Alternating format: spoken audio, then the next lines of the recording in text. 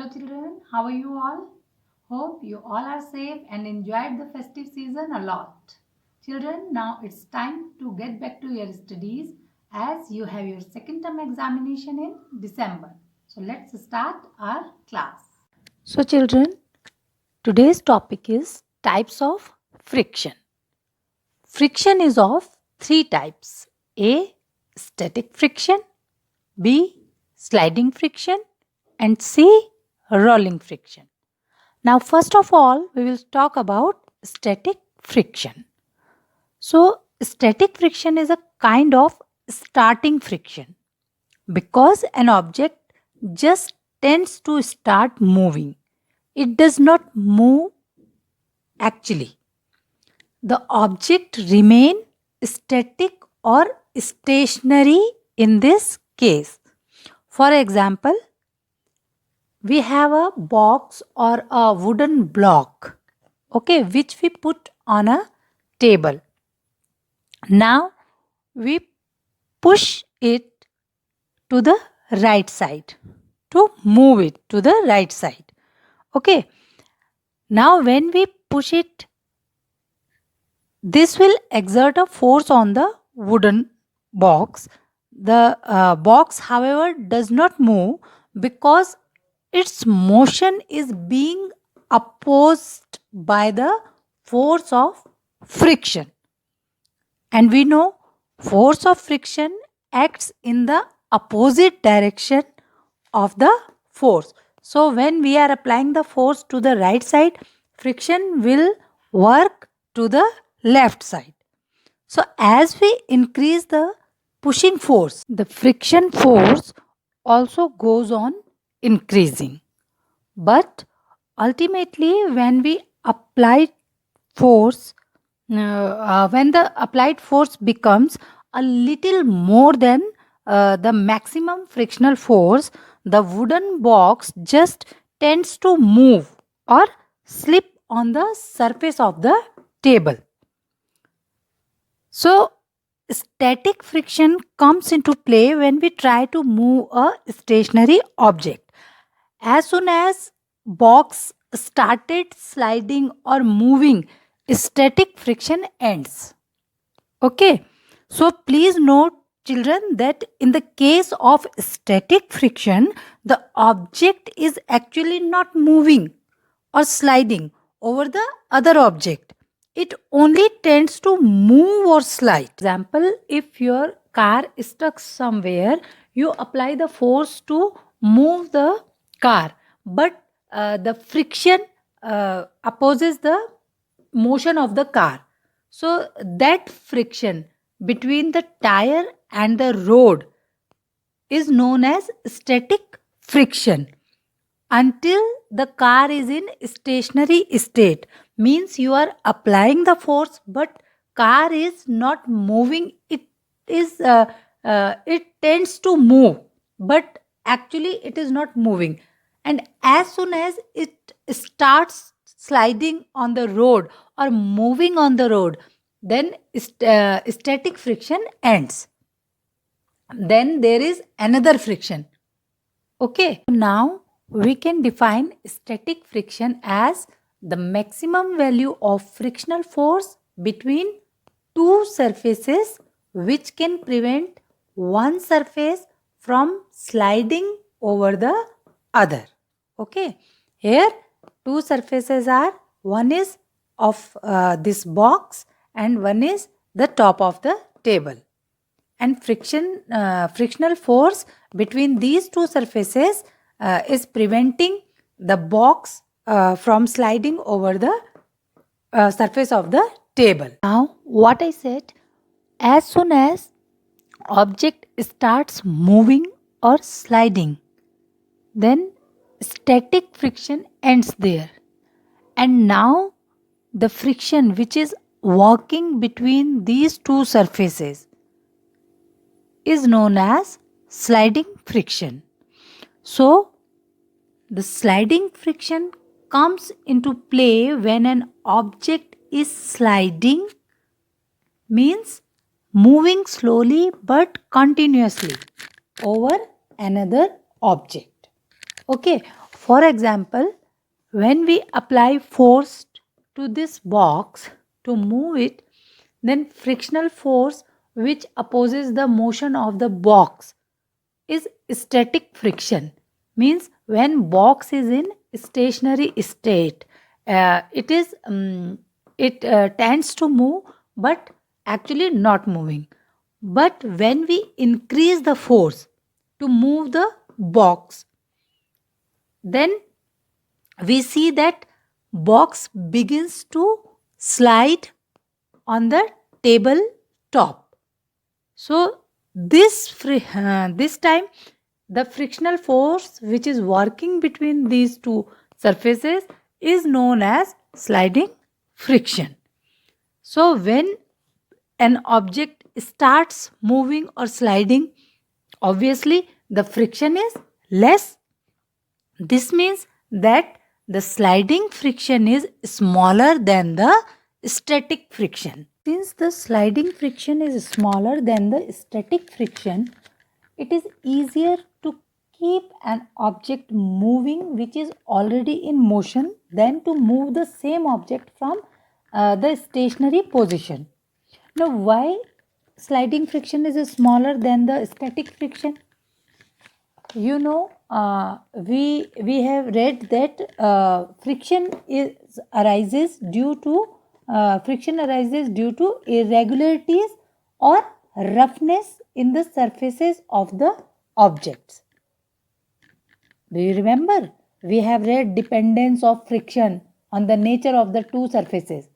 Okay, there we have read friction arises due to irregularities in the surface of the objects. It is given on page number 53 of your book. Okay, so when an object has already started moving or sliding, the irregularities on its surface do not get enough time to lock into the irregularities on the surface of the other object completely. Since the interlocking of the two surfaces is less when an object has already started moving, therefore the sliding friction is smaller than the static friction. We can define sliding friction as the frictional force present when one object moves or slides over the surface of another object is known as sliding friction, and sliding friction is less than static friction. Now next one is rolling friction. It is always easier to roll than to slide an object over another object, as rolling reduces friction. You all know that. Okay. When an object rolls over another object, then rolling friction comes into play between them. You might have seen heavy luggages fitted with rollers, and it is very easy and convenient to pull them because of these rollers. And rolling friction is much smaller than sliding friction. Okay, you can see if we push a box to move it, then it will be much easier. If rollers are fitted in that box, we can easily roll it. So rolling friction is smaller than sliding friction. Now we can define rolling friction as the friction that occurs when one object rolls across the other surface is known as rolling friction. Now next one is advantages of friction. Okay, first one is friction enables us to walk. We are able to walk on the ground because friction between the sole of our shoes and the ground prevents us from slipping over the ground. If there were no friction between the sole of our shoe and the ground, then our shoe on the ground would slip backward. Okay, now second one is friction enables a car to move on road. The friction between tires of a car and the road enables a car to move forward on the road without skidding. If there were no friction between the car tires and the road, then the wheels of car would spin at the same place, but the car would not move forward at all. Okay. Now, third one is friction enables us to apply brakes to stop a vehicle. The brakes of a car work by friction, or brakes of a bicycle is also works by friction. Okay, when the brakes are applied to the running car by pushing the brake pedal, the brake pads press against the disc of the rotating car wheels. This produces friction between the brake pads and the disc, making the wheels to slow down and ultimately stop. Okay. Similarly, the brakes of a bicycle also work by friction. When we press the brake lever to apply brakes to the running bicycle, then the brake pads rub on the rims of the bicycle wheels. The friction between the brake pad and the rim prevents the wheel from moving ahead. Now, next one is friction enables us to write and draw on paper. We are able to write and make drawings on paper because there is friction between the tip of pencil and paper. When we write with a pencil, friction with paper rubs off carbon particles from the pencil lead, which stick to the paper and leave black mark on paper. Okay. Now, next one is friction enables us to hold things. We are able to pick up the things and hold them in our hands due to friction between the things and the hands. Now, next one is nails can be fixed in a wall due to friction. Nails can be fixed in a wall or a wood due to friction. When we hammer a nail into the wall, it is the friction between the surface of the nail and the wall which holds the nail tightly in the wall. Now, next one is friction enables us to light a matchstick. What happens when we rub a matchstick against the rough side of a matchbox? Then the friction between the head of the matchstick and the rough side of the matchbox produces heat, which results in fire. Okay, these all advantages are given in your book. Kindly go through them and read them carefully. Okay, there are many more advantages of friction, but we have discussed only the points which are given in your book. Now we are going to discuss about the disadvantages of friction. Friction is harmful to us and considered an evil because of the following disadvantages. Remember, friction is called as a necessary evil because it has advantages as well as disadvantages. So, first disadvantage is friction wears away the soles of our shoes. When we walk on the road, there is friction between the soles of our shoes and the surface of the road. You all know that.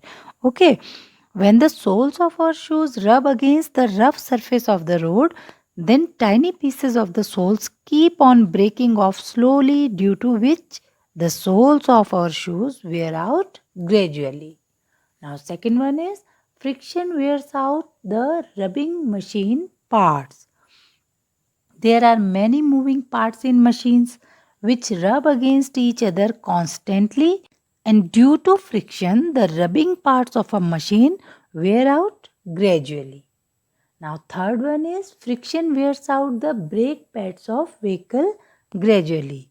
Similarly, when the brakes of a vehicle are applied, a lot of friction is produced between the brake pads and the moving part of the wheel.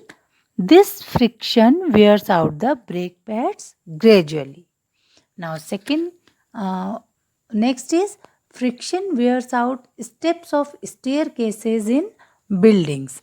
When a lot of people use the staircase in a building every day, the friction between soles of their shoes and the stone steps wears away hard stone steps very slowly. Now, next one is friction produces heat which may damage machines.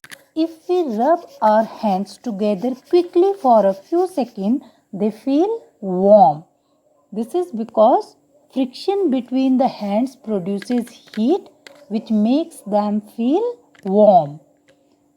Similarly, when the moving parts of a machine rub together, a lot of heat is produced due to friction between them. This heat may damage the machine gradually. Okay, now next one is friction reduces the efficiency of machines. See, wastage of energy reduces the efficiency of a machine. Because some of the energy supplied to run a machine is wasted in overcoming friction between its moving parts, and some of the energy is wasted in heat generated by the machines. So it reduces the efficiency of a machine. Now last one is friction slows down motion. Okay, friction reduces the motion of the moving parts of a machine. So, all the moving things such as cars, buses, aeroplanes, etc., are slowed down by friction. Children, this much for today. If any query is there, you can ask through the mail and go through the chapter, read it carefully. Any doubt is there, you can ask. And till my next video, thank you and bye bye.